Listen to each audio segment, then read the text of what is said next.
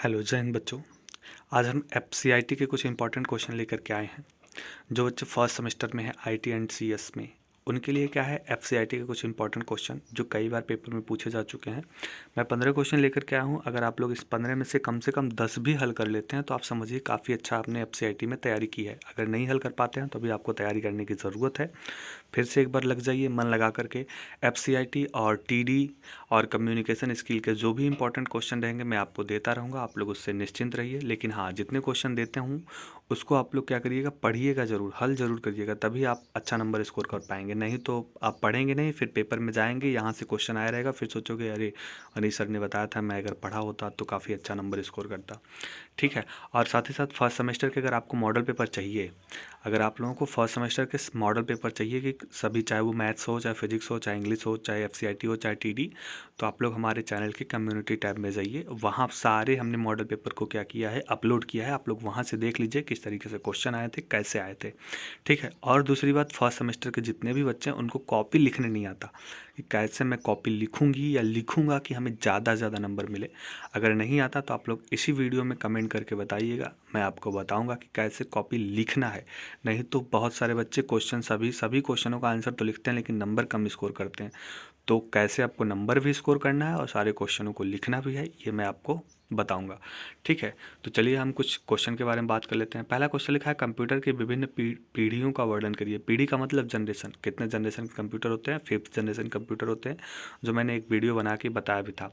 आकार के आधार पर कह रहा है कंप्यूटर का वर्गीकरण करो। कंप्यूटर का वर्गीकरण क्या है, आकार के आधार पर करना है।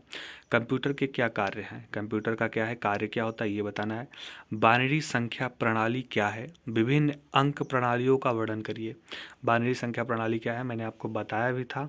और इसके विभिन्न अंक प्रणाली का वर्णन करिए, जैसे बाइनरी हो गया, ऑक्टल हो गया, डेसिमल हो गया, हेक्साडेसिमल हो गया। ठीक है। इसके बाद कह रहा है बाइनरी नंबर से हेक्साडेसिमल नंबर परिवर्तन के स्टेप लिखिए।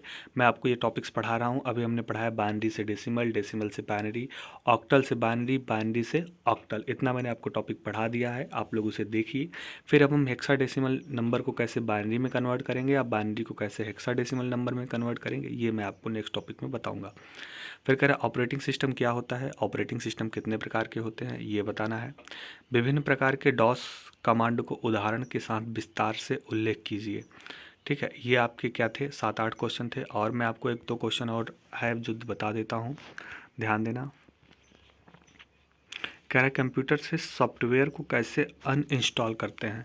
जैसे कोई भी आप ऐप अनइंस्टॉल करते हो, वही चीज़ यहाँ बताना है कि कंप्यूटर से सॉफ्टवेयर को कैसे अनइंस्टॉल करते हो। कंप्यूटर नेटवर्क को परिभाषित करिए और कंप्यूटर नेटवर्क कितने प्रकार के होते हैं वर्णन करो। निम्न नेटवर्क डिवाइस को विस्तार में समझाइए। राउटर क्या होता है, ब्रिज क्या होता है, हब क्या होता है, स्विच क्या होता है, इसके बारे में विस्तार में, यानी 4 आपके हैं। अगर आप 50-50 भी वर्ड लिखोगे तो 3 पेज आराम से भर जाएगा। नेटवर्क टोपोलॉजी का विस्तार में वर्णन करिए। वेब ब्राउज़र क्या होता है, यूआरएल कैसे काम करता है, पीयर टू पीयर यानी P2P कंप्यूटर नेटवर्क मॉडल क्या है वो बताइए। OSI मॉडल को विस्तार में समझाइए। ठीक है। ये आपके टोटल 15 क्वेश्चन थे। अगर इसमें से आपको कम से कम 10 भी आते हैं तो आप समझिए आप काफ़ी अच्छा नंबर स्कोर करेंगे ना। और कम्युनिकेशन स्किल के मैंने ढेर सारे आपको मॉडल पेपर दिए हुए हैं और अभी देता रहूँगा।